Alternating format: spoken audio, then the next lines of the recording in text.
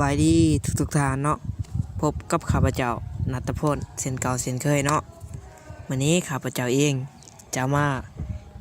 เคลมวิวและก็เคลมคิวให้เบิ่งว่าอะไรแท้ได้จริงบ่โอเคก่อนอื่นหมดให้เราเข้าไปที่เพจคิวเฮาเลยเนาะเป็นโซเชียลเพจคิวเฮาเลยกดเข้าไปปึ๊บโอเคนี่จะเป็นหน้าปกของข้าพเจ้าเนาะโอเคให้เราเลื่อนลงไปดูเลยโอเคเดินลงไปเลยเขาจะไปฟาร์มก่อนเนาะหรือว่าจะไปเก็บเอาวิวก่อนเขาไปที่ฟาร์มเลยโอเคพอเขาได้วิวเท่าไรเหมือนนี้เขามาเบิ่งกันโอเควิวนี่สุดยอดเนาะโอเคนี่จะเป็นวิวของข้าพเจ้าในมือนี้เนาะโอ้สุดยอดได้47รายการเนาะทุกท่านเป็นวิวของข้าพเจ้าโอเคเมื่อเขาจะมากดเอาวิวได้จะเป็นวิธีการเช็ควิววิธีการเช็ควิวกดขับวิวเลยเนาะเสียงหลังมันบาดตาบาดใจร้ายนี่เป็นที่เป็นวิวของข้าพเจ้าแล้วขออนุญาตกดเอาวิวก่อนที่ได้ของข้าพเจ้าพักส่วนที่ข้าพเจ้าสร้างคอนเทนต์ต่างๆที่โพสต์โพสต์วิดีโอต่างๆคอมเมนต์ต่างๆจะมาเก็บวิวในพักส่วนนี้โอเคใส่เก็บเลยเนาะโอเคเนาะวิวอาจจะไม่ได้ในนั้นเองเดี๋ยวเสียงเดี๋ยวก็เข้าย้อนเวียนเขาในกับปุ๊กความซีนเลย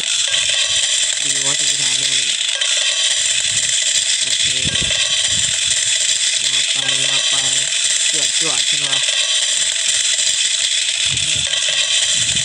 จวดเด้อเองนะโอ้ขาดแล้วทุกท่าน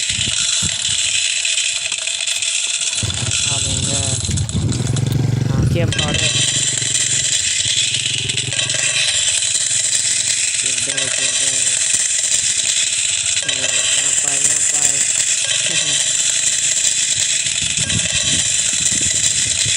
ฟังเสียงเข้มไปหาได้เนาะโอเค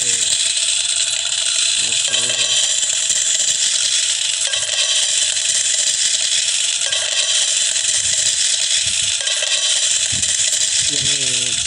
หาใจได้เนาะ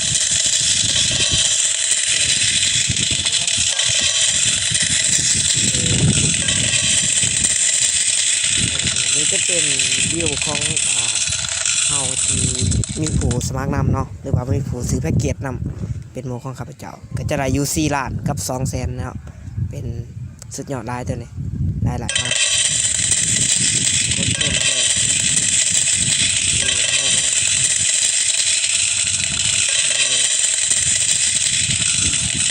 เปลี่ยนมาเลย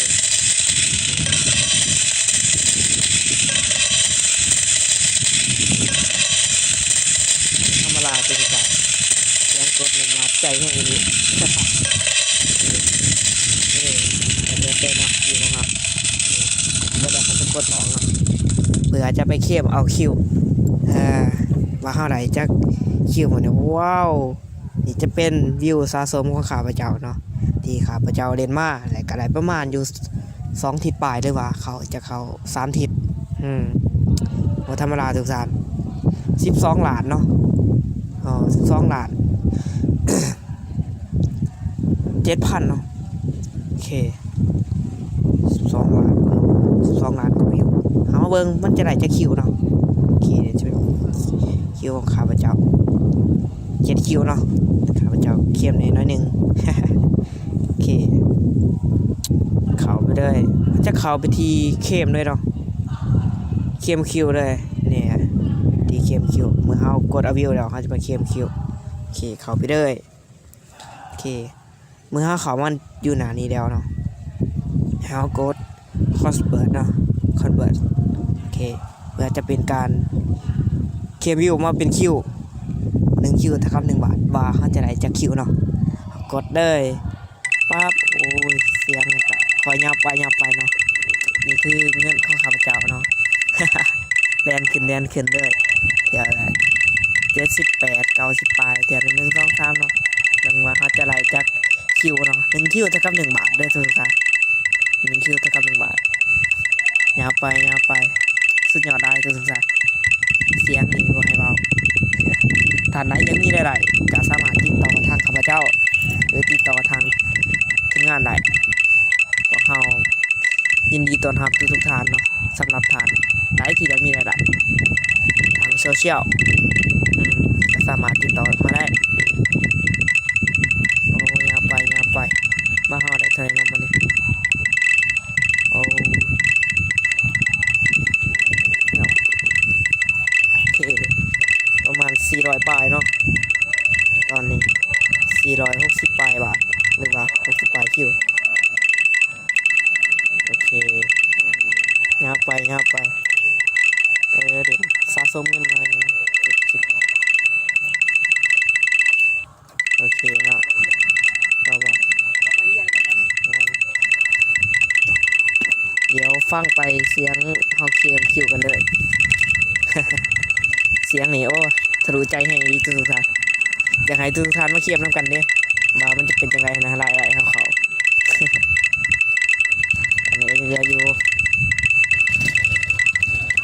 4 ล้านกว่าวิวเนาะโอเคว่าจะไรมันเสียงนี่สุดยอดได้ทุกท่าน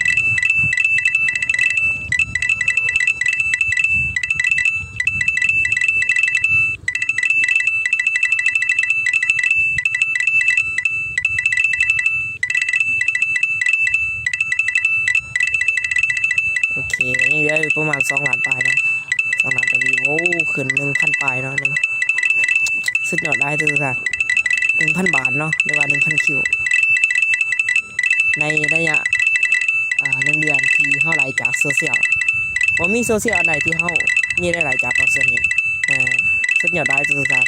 อยากให้ทุกท่านเข้ามาใช้งานและมีหลายๆไปนำกันเด้อทุกท่านโซเชียลเฮาก็มี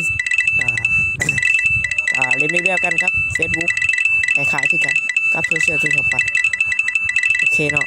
ได้แล้วเฮาก็เริ่มเบิดแล้วโอ้ว้าวสุดยอดทุกท่านรายๆของข้าพเจ้าใน2 ระยะที่ข้าพเจ้าได้เด่นมานี้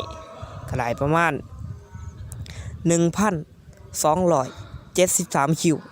เนาะหรือว่า1คิวเท่ากับ1บาทหรือว่า 1,273 บาทสุดยอดได้ทุกท่านเฮากดเข้มคิวเลยโอเคกดไปนี่ได้เมื่อเฮาจะเอาคิวว้าวสุดยอดทุกท่านโอเคเอาเบิ่งคิวก่อนครับว้าวนี่คือยอดคิวของเฮาเนาะ 1,280 บาทกับคิวเก่าของข้าพเจ้าสุดยอดหลายทุกท่านเป็นเงินกีบกะเฮากะ เอา 1,280 ไปคูณให้270เนาะมันจะออกเป็นเงินกีบมาเลยกะประมาณ300,000ปลายหรือว่า300,000นี่แหละโอเคคลิปนี้กะจะจบเพียงเท่านี้เด้อท่านใดที่สนใจอยากมีรายได้คือกันกับข้าพเจ้าก็สามารถติดต่อทางข้าพเจ้าได้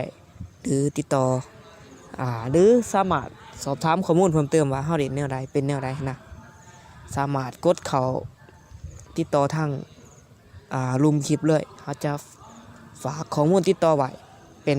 อีเมล Facebook หรือว่าเป็นอีเมลไลน์อย่างต่างๆเนาะโอเคขอบใจทุกท่านบ๊ายบาย